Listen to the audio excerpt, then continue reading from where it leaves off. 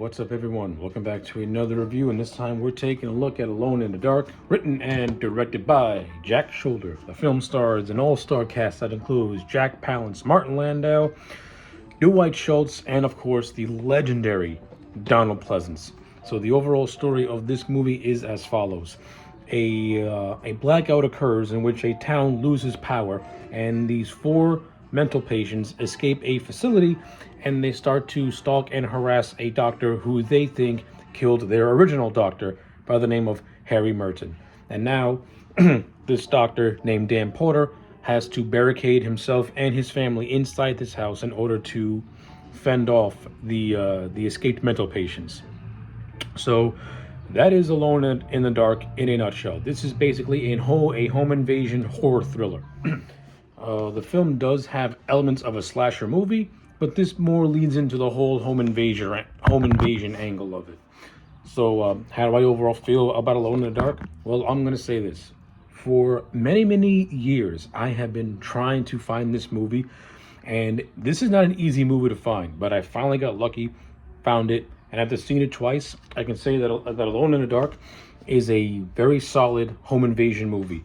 This is not one of the best home invasion movies that you'll ever see, but I thought this movie had a pretty good concept, and I do like the performances and the acting, and it is more or less a very simple story to follow. If I do have to say if I do have some gripes with this movie, some of this movie's plot twists can be very underwhelming, and you can see coming from a mile away.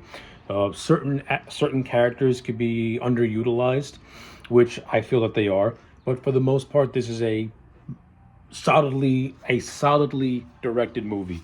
Now, for those who don't know, Jack Sholder's name should be very familiar to the horror community.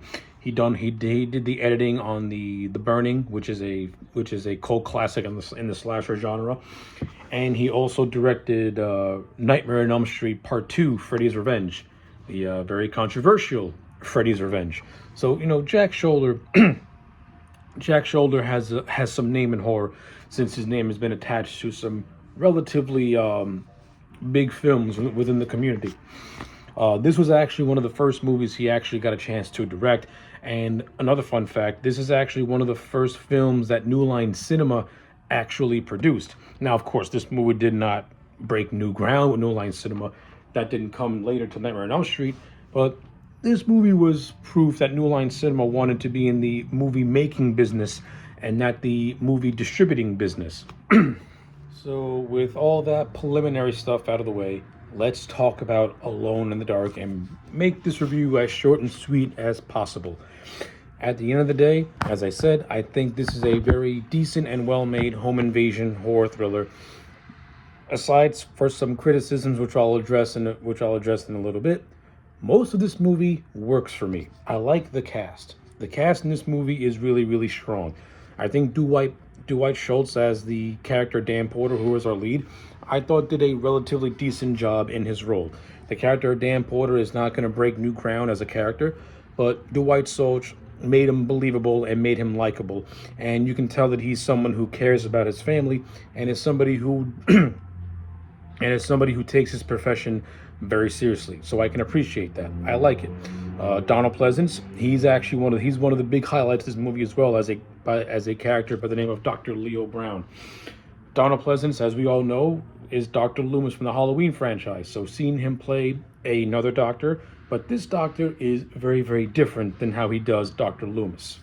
The character of Dr. Bane uses some orthodox methods when in terms of treating his patients, except for the ones on the third floor, who are extremely dangerous. And those patients are Preacher, played by Martin Landau, Frank Hawes, played by Jack Palance, the character of Fats, whose actor's name I forget, and another character called Skaggs, who is a serial killer known as the Bleeder. And the reason why he's called the Bleeder is that every time he kills somebody, he starts to get instant nosebleeds. Like, these four are maximum security. But since Dr. Bane doesn't believe in that sort of thing, he uses electrical doors in order to keep them confined into their small spaces. And once this blackout happens, That proves to be a really bad idea because since the third floor is run by electricity, once the electric goes out, these four escape the hospital after killing an orderly, after killing another doctor, and then they go into a loot, and then they start looting a strip mall where they get a bunch of weapons. And this is where the character of Skaggs gains a hockey mask and kills some random guy watching them. But we're gonna come back to Skaggs later. So yeah, pretty much once the blackout happens, that's when this movie really starts to kick in, and that's where the good stuff really starts to happen, especially when especially when the character of Fats invades Dr. Porter's home, and he has this really creepy and tense scene with Dr. Porter's daughter. It's revealed through history of the character of Fats that he's actually a child molester. So that adds that just unease tension between Fats and this little girl, where you don't know what direction this movie is going to go in. Of course, it's revealed that he didn't do anything with the little girl, and she was left unharmed. However, the same cannot be said for her babysitter named Bunky, who is called by Dr. Porter to go check on the daughter, since the daughter's mom and Dr. Dan's sister got busted during a nuclear protest and are now stuck in jail in a holding cell. So Bunky goes to the house. Everything's all good. She calls her boyfriend. They go to the room to go bump uglies, and this is where they get attacked by Preacher, Martin Landau's character. And I like this scene. I like this bedroom scene where with Preacher hiding underneath the bed, and he's stabbing his knife from under the bed. And it's a really well done scene. It's actually one of the better directed scenes in terms of like suspense and creepiness. Like you really don't know, like you can tell, like the character of Bunky is stuck on this bed. So if she stays on this bed, she's gonna get stabbed. If she goes onto the floor, she's gonna get dragged under the bed like her boyfriend was. So she's really in a lose-lose situation. Plus, you have the threat of Fats, who is still in the house, but you don't know where he is. Eventually, Bunky does manage to avoid Preacher, just to run into Fats, who strangles her to death. Like, I like this whole sequence of the movie. To me, is like the best directed. It's well done with the tension and stuff like that, so I enjoyed it. Another scene that I like, it's a scene that happens prior, where the three of them are riding in a van and they chase a mailman who they eventually kill. And Preacher takes the disguise of a mailman to pretty much scope out Dr. Dan's house. So I like that too. Like, it shows that these guys have some ingenuity to them, and they have to, because they're being led by Frank, who was a prisoner of war in Somalia. So he's someone with like a military-esque kind of presence to him. Speaking of Frank Hawks, I like what they do with the character of Frank Hawks, but at the same time, I feel that he doesn't get enough screen time to me. I think Jack Palance as the character of Frank Hawks is good, like really, really good. Like he brings an intensity to him, and he also brings like a quiet, just unnervingness to him. And for those of you who don't know Jack Palance, you would know him as Carl Grisham from Tim Burton's Batman movie from 1989. He's actually the mob boss that led Jack Napier to his doom in the chemical plant by setting him up.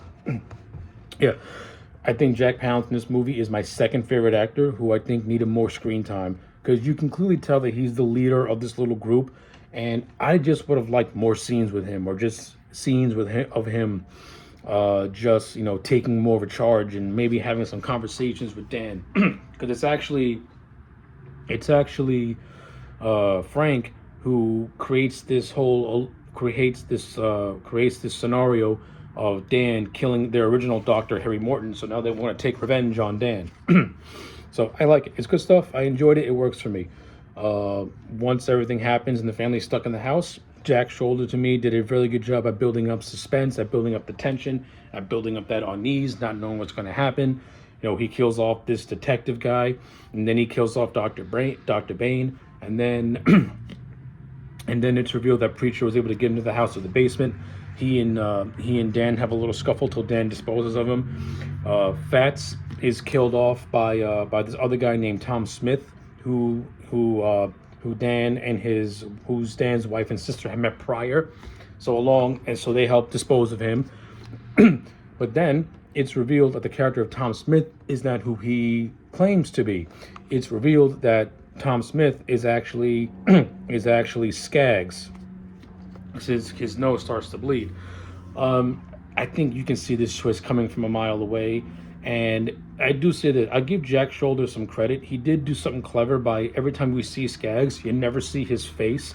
Like you either see the back of his head, or in the department store, like you can barely see his face, but it's kept mostly in like darkness with like a hint of light. But if you blink, you miss it.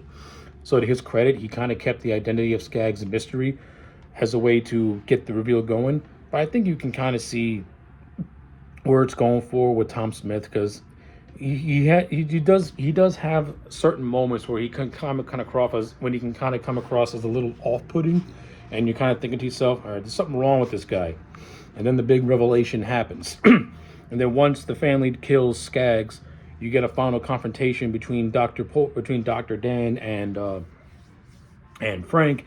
And once the power goes on, it's revealed that Harry Merton was not dead. He was just transferred to another hospital.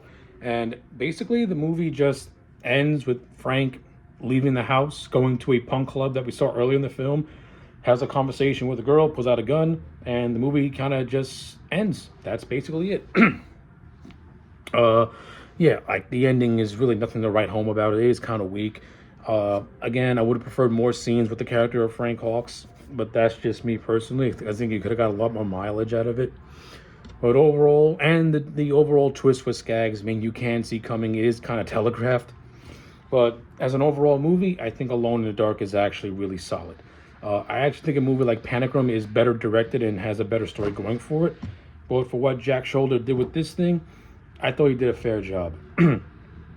So with all that being said, I'm going to give Alone in the Dark a solid... going to give this movie a solid 7 out of 10. I do recommend it because it is entertaining and it is good. So yeah, those are my thoughts. Let me know yours in the comment sections down below. Like the video and subscribe, and I'll check you back next time for more.